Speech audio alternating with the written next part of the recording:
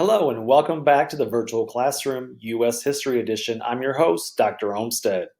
Today's topic, the 1960s, Civil Rights and the Great Society.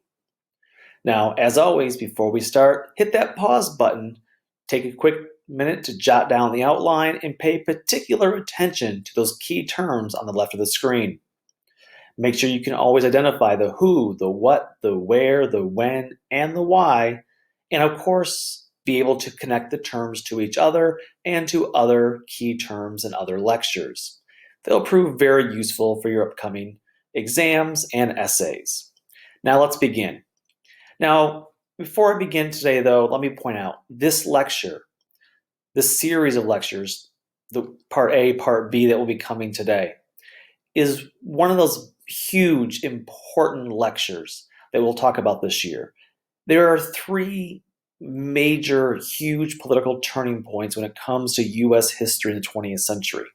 We talked about one previously, which of course was the New Deal liberalism created under FDR, and his program by expanding the role of the federal government, helping to usher in what was called the liberal consensus. That brought in a new era of U.S. political history and how Americans viewed their government. This is now going to be the second lecture regarding that topic. And this is the high point of liberalism in the United States. And the third one will come in a couple of weeks when we discuss the ascendancy of Ronald Reagan. So let's start here in 1963.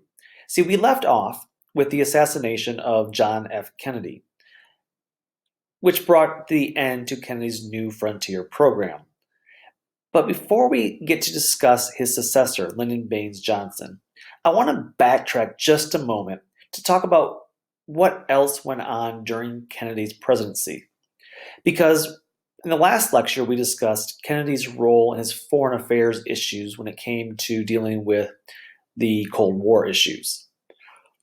And while I did make a note, his New Frontier did not really get off the ground, just because his programs didn't work did not mean there was not a lot going on in America during the 1960s on the ground. If we do look to the ground level domestically in the United States from 1960 to 1965, we see a tremendous grassroots effort at propelling the African American civil rights movement forward.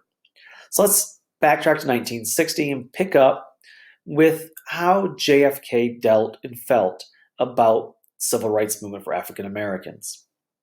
So let's begin. When Kennedy entered office, he had this high, ambitious domestic program, which was largely blocked by conservatives in Congress. What was not on his agenda, though, was civil rights legislation. It was not that he didn't care about civil rights. And remember, African Americans provided a crucial margin of victory in a very close 1960 presidential election race. Again, Kennedy's not a bigot, but he was very much like Franklin Delano Roosevelt. While theoretically they do support civil rights, they feared trying to push legislation through for fear it would alienate Southern voters and Southerners in the United States. That would hurt their larger pieces of agenda. And so while we don't see very much in regards to John Kennedy doing much in regards to civil rights, there was one person on his staff, however, that was committed to civil rights. And if you remember my last lecture regarding the 1960 election, you should recall his brother Bobby Kennedy.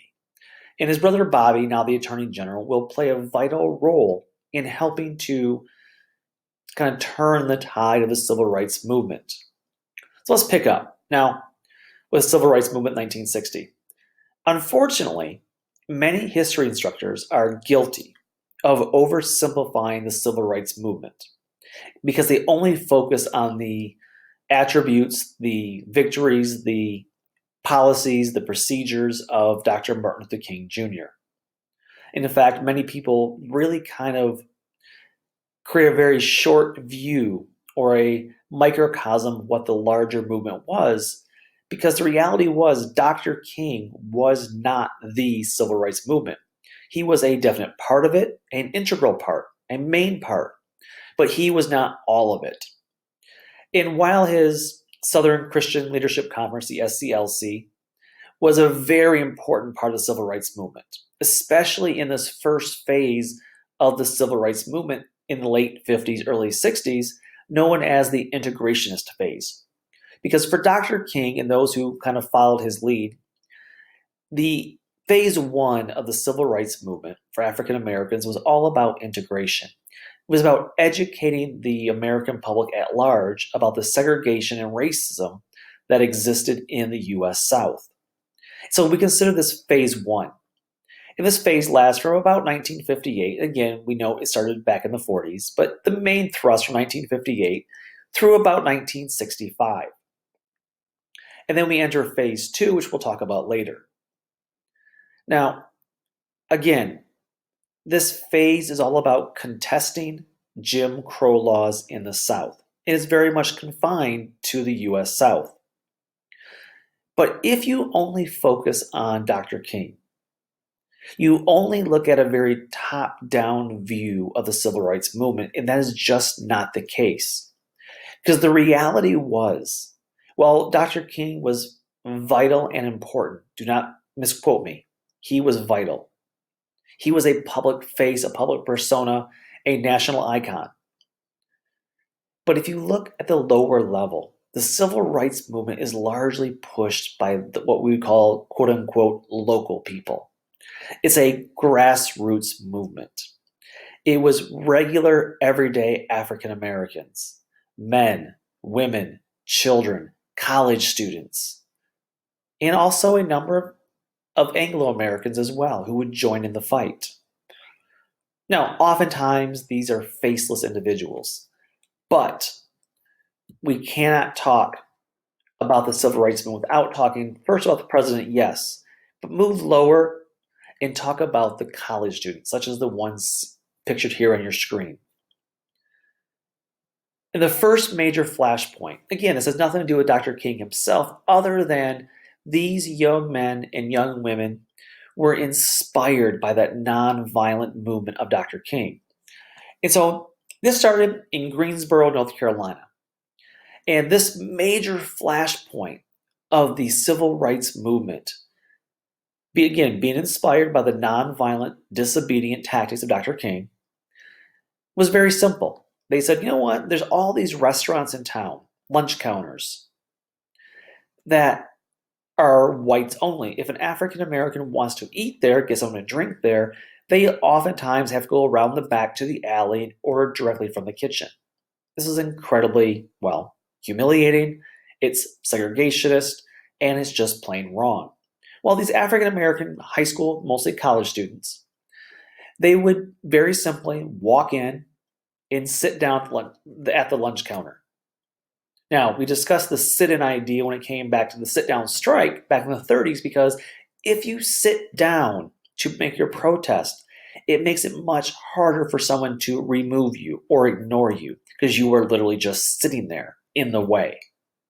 And so these college students took that idea of nonviolent civil disobedience, and they went into these all white-only restaurants, and they began to just sit down at the lunch counter and try to order food. Now, of course, they were not dealt with very well by the whites, either by the owners or the other customers who did not want them there. They felt they were stepping out of their place, and they would heckle them, they would ridicule them, they would pour food on their head. And remember, if they're lucky, it's just a plate of food or a bottle of pop soda. But think about how much it could get worse. It could be hot coffee that will literally burn their skin as it's poured down. And believe me, that did happen. And of course, the big part of this is once someone does this to you, if a white person is walking up behind you, you don't see them coming. You don't know if they might have a weapon in their hands. And then you're going to sit there and let them do whatever they want to you, and you cannot retaliate. You cannot get an argument with them. You cannot get mad. Because if you do, you come across as an angry black person. You have to sit there and just take it. And this becomes vital in this idea of the sit-in movement. This becomes vital when it comes to the modern civil rights movement. Because remember, the idea is to provoke a reaction from whites. And the more racist, the more possibly violent it is, well, the better headlines it is in the newspaper. And the more white sympathizers you can get to understand and have empathy and sympathy for your cause. Now, was this effective? Yes, incredibly effective. In fact, within a week, it spread from Greensboro to 6 more cities. Within a couple months, it spread to more than 54 cities in 9 different states. And again, they're being hit. They're pummeled. They're being hit with clubs, poked with cattle prods, silverware. And again, they have to take the abuse. Now, out of this sit-in movement, there evolved a new civil rights organization known as the Student Nonviolent Coordinating Committee, SNCC. Now, SNCC was organized by an African-American female by the name of Ella Baker. And Ella Baker was actually originally pressured to make SNCC a quote-unquote youth wing of the larger SCLC of Dr. King. And both Ella Baker and Dr. King said, no, we don't need to make it a smaller part of the umbrella of the SCLC. Rather, it can remain an autonomous, separate civil rights organization. There's plenty of room in this country and plenty of work to be done that we need multiple civil rights organizations. And so ultimately, SNCC becomes an autonomous group that will seek to, integrate things like lunch counters. In fact, they were called the, quote, shock troops in the revolution, unquote, because their job was just to walk into all white spaces, sit down, and take the violence. More than 3,600, both African American and white activists within this youth movement would serve time in jail. Their crime, civil disobedience. They were pelted with rocks, they were burned with cigarettes, and of course, subjected to unending verbal abuse. So again, this is not Dr. King leading this movement, but being inspired by this nonviolent tactic, these college students are seeking to change things. They're seeking to have their full citizenship as Americans recognized, that they have the right to be able to sit where they please in restaurants and other places that were considered, up to that point, white only. There's a third group that we want to talk about besides the SCLC and SNCC, and that is CORE. Now, CORE, the Congress of Racial Equality, was founded in 1961, and they decided they wanted to test a recent federal court ruling that had banned segregation on buses, trains, and importantly, terminals. As you can see in the picture, there was often separate, not only places in the trains and buses for the African Americans, but also separate waiting rooms, separate bathrooms, separate drinking fountains. And recently in 1961, a federal court had ruled that segregation in these places was in fact illegal. And the main basis of this was that it was not confined to a single state, but rather it was interstate jurisdiction, which gave the federal government greater control. Remember, Bobby Kennedy supported civil rights. And so in 1961, this group known as CORE, the civil rights organization known as CORE, they began to test this recent federal court ruling. Remember, the rule said now you can't segregate, which of course the South still did. So the point was challenge the law, force the South to break the law that said, this had to now be desegregated, and then make the federal government step in and desegregate bus stations, train stations, etc. And so, sure enough, they did. They organized what is known as the Freedom Rides. Again, the idea was to prove your freedom. As you can see, these are older people in the picture, but the original Freedom Rides were all college-age students, both white and black, who had a very simple task. Get on the bus, and you see the map here. They got on the bus in Washington, D.C., and ride the bus into the Deep South.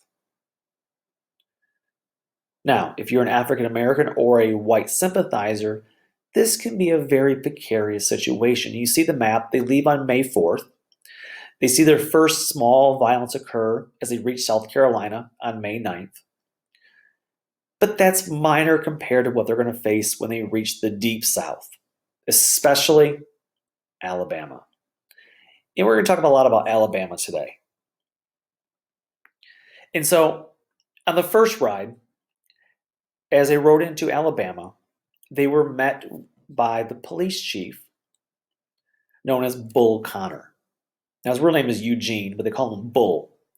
And we'll talk about him a little bit later. But in this situation, he's the chief of police, and he gave either local whites or the KKK. He said, tell you what, guys, these freedom riders are coming.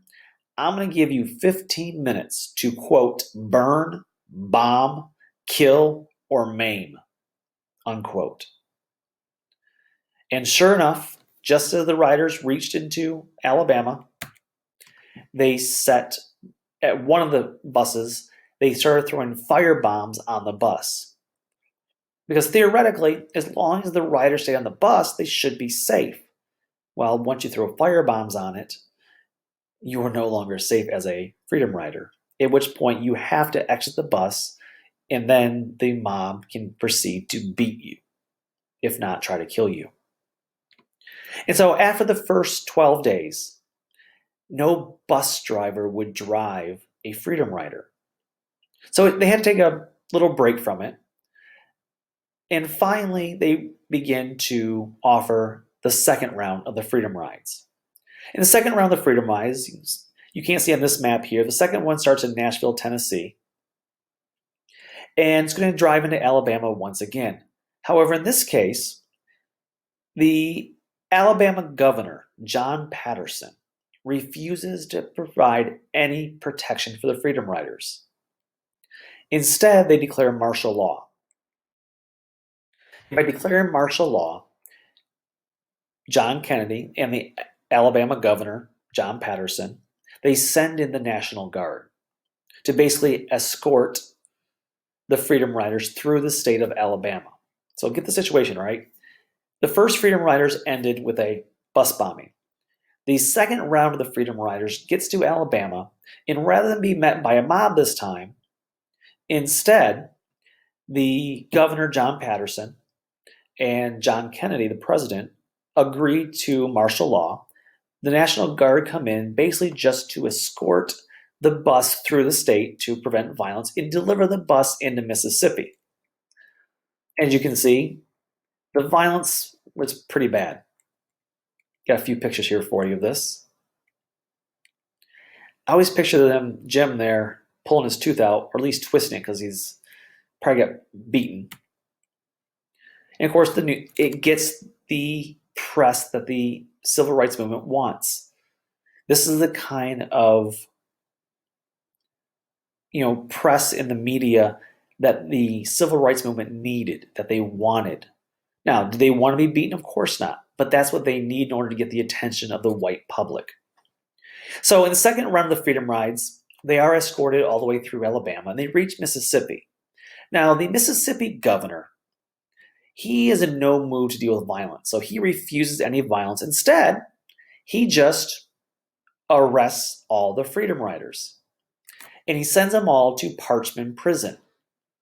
There's a picture of it right there. Now, you got to realize, though, Parchman Prison is the state penitentiary, for the worst of the worst criminals. And again, what was the crime of these freedom riders? Trying to ride the bus where they wanted to. It wasn't even civil disobedience necessarily, because the law was on their side. The federal law had said they have the right to do so. But nonetheless, Ross Barnett, the governor of Mississippi, just threw them all in prison. So now what do? If you are the freedom riders in the civil rights movement, you need the press. You need the media to depict the horrors of what you're experiencing. It worked in Alabama the first time. Second time did not work because, well, He did not respond with violence. They just escorted him through the National Guard. So what do you do now? You're just being thrown in prison. There's very little press coverage of that. So these young people, these young college students began this quest, this mission they termed, quote, fill the jails. And the new battle cry became fill the jails. All across the country, college students spent their summer break not going to Miami to party on the beach in the middle of a viral outbreak. Instead, they spent their summer break riding a bus from wherever they were, whether it's from the Midwest, from California, from the Northeast. They rode the bus, white and black college students, down into Mississippi. And of course, as soon as they got there, they were immediately arrested for being, well, protesters. All told, 430 freedom riders were arrested, 300 sent to the state penitentiary of Parchman Prison. I mean, can you imagine telling your parents, hey, Mom, on my summer break, you know what I did? I got arrested. I now have a record. I think the FBI is watching me. But finally, this provided the dynamic issue these freedom riders needed. It provided the media spectacle. And as a result, Bobby Kennedy called the Interstate Commerce Commission, the ICC, and fully removed segregation by federal law. And it was enforced because, remember, Bobby Kennedy is the Attorney General.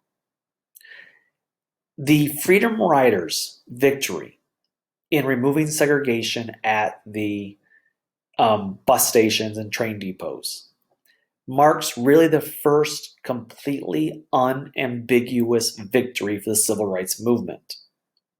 And it created two important legacies.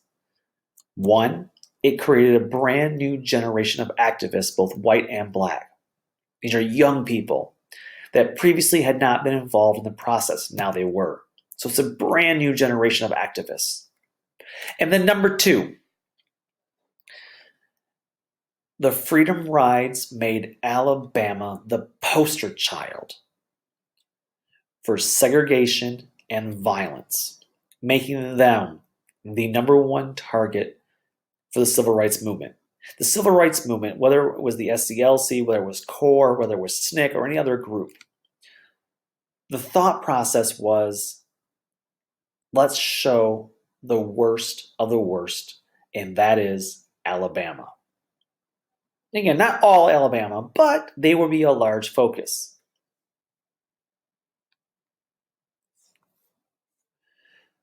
Now, of course, there was enormous backlash against the civil rights movement, especially against these young people. America begins to look on with horror at the excesses of violence that Southern whites went through and employed in order to prevent losing their way of life, of losing Jim Crow. And what is interesting about this phase, though, is much of it is not led by Dr. King himself. This is young college students who are trying to affect change. So let me give you a couple examples of this. Let's go back to Mississippi for a moment, and we'll go back to the very racist Alabama. So in Mississippi, I told you before, the governor was Ross Barnett. Well, in 1962, James Meredith, he was a young African American. He attempted to enroll at Ole Miss. Remember, schools are being desegregated now. And he enrolls at Ole Miss.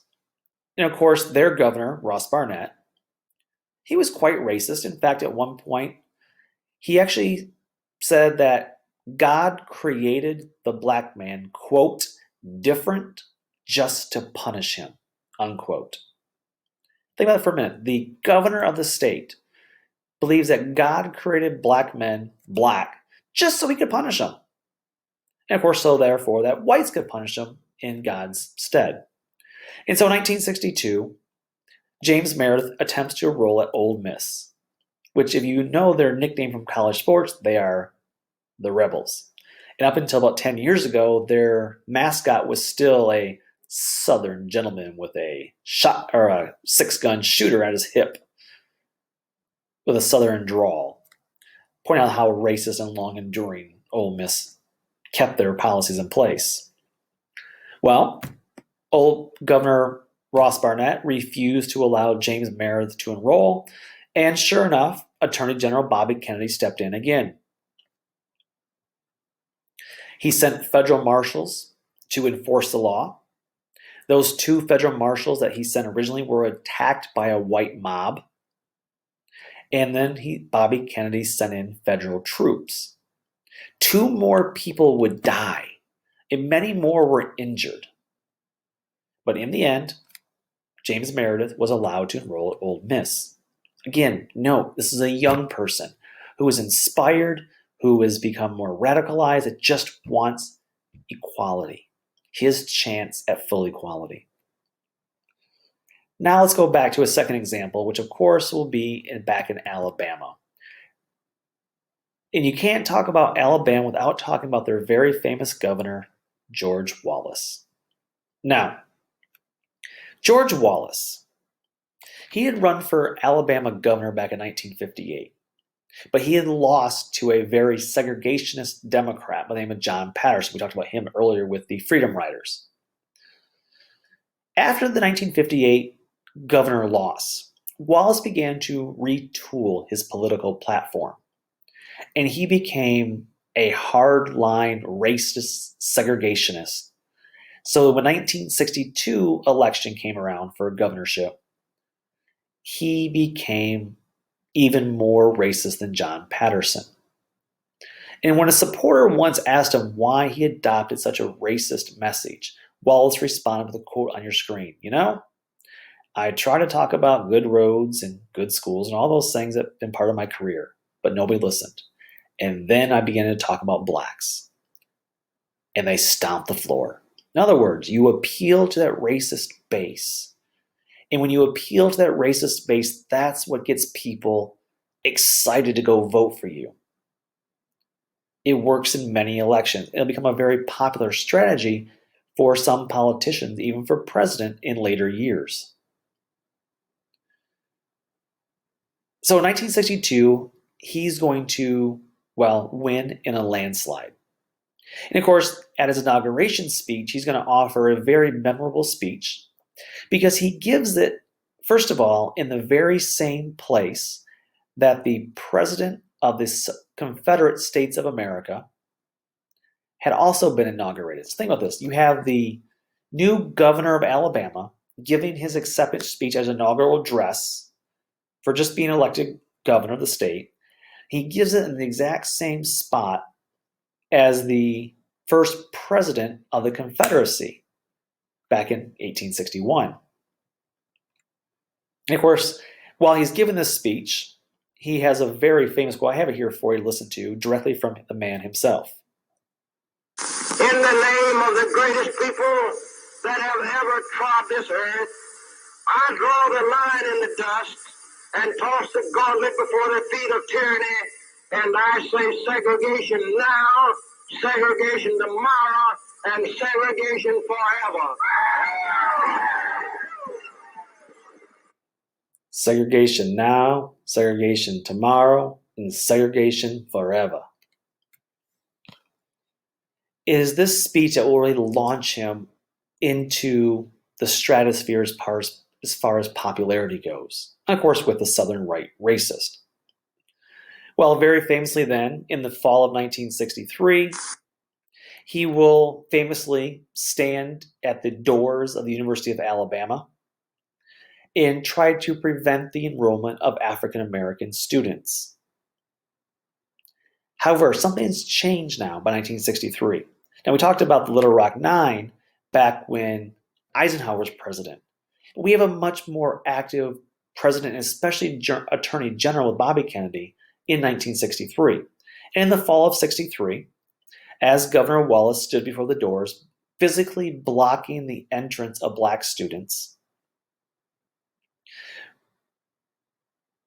John Kennedy will in fact order the National Guard to physically remove Governor Wallace. They will literally escort him out. And it's only when the National Guard shows up that George Wallace finally concedes and allows the African Americans to be admitted. And of course, famously, this has been recreated in the movie Forrest Gump. Now, this entire process has much been led by, younger people. But we see in 1963, Dr. Martin Luther King Jr. will begin a new wave of protest in the South. And Dr. King strategically picks Alabama, in large part because of the Freedom Riders incident, in large part because of Governor Wallace, and in large part because the police chief, Bull Connor, is still there. And so in 1963, Dr. King launches a series of nonviolent demonstrations in Alabama, specifically in Birmingham, which is considered ground zero of the racist, segregated South. And this project became known as Project Confrontation.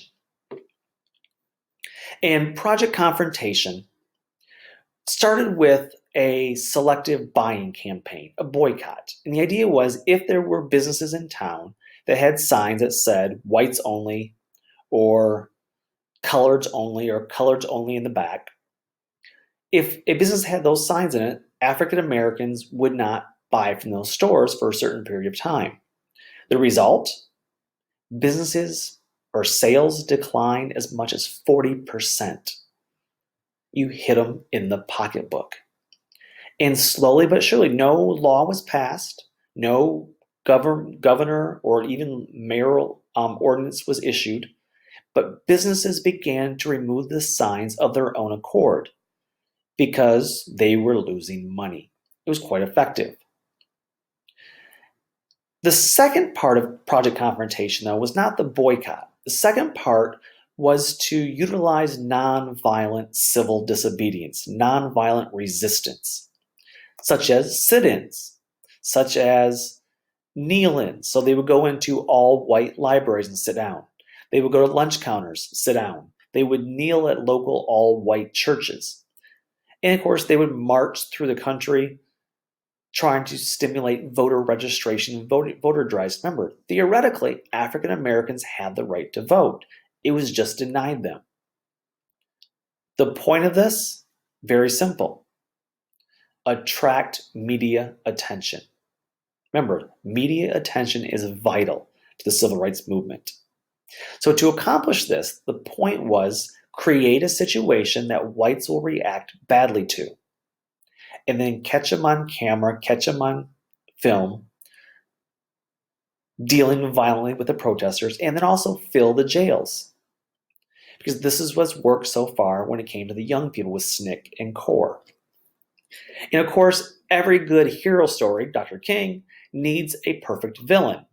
And in Birmingham, Alabama, they have the perfect villain, Eugene Bull Connor. He was an almost cartoonish racist, and he was the perfect villain for the civil rights movement to utilize to push their cause forward. Connor played right into the hands of the civil rights movement and Dr. King because he authorized the immediate use of force against any and all protesters. He began beating them, he began arresting them. He would use any means possible to try to physically inflict harm and remove protesters from the situation, fill the jails. So I got a couple slides for you to look at here. He used dogs, he used cattle prods, tear gas, electric cattle prods, fire hoses.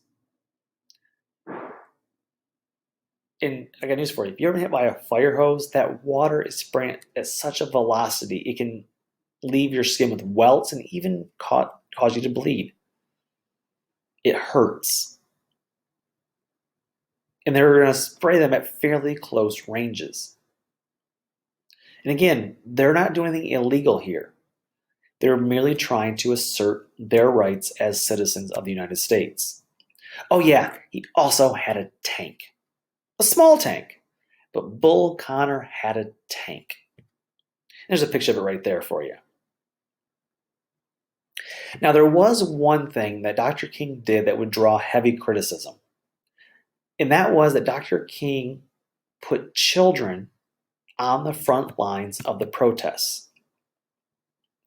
And so when they were being sprayed with water, hosed down with fire hoses, when they were being attacked by dogs or have tear gas, children were getting hit with this too.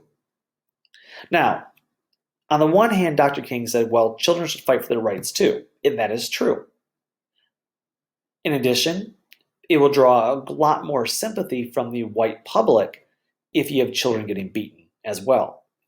But this strategy was heavily criticized by many people, including the person considered much more radical, Malcolm X.